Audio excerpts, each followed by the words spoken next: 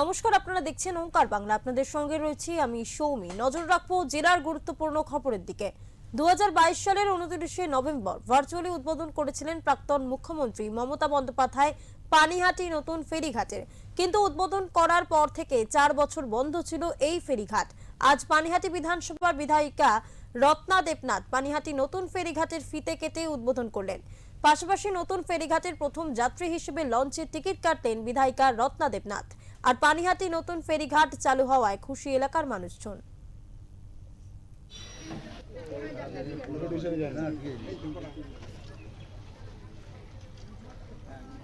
गंगा माता की जय।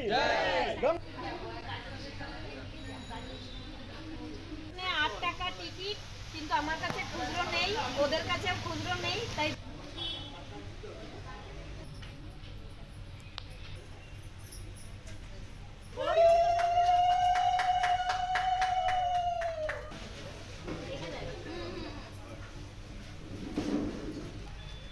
বিগত 4 বছর ধরে এটা প্রাক্তন মুখ্যমন্ত্রী তিনিই উদ্বোধন করেছিলেন, কিন্তু মানুষের কাজে লাগেনি।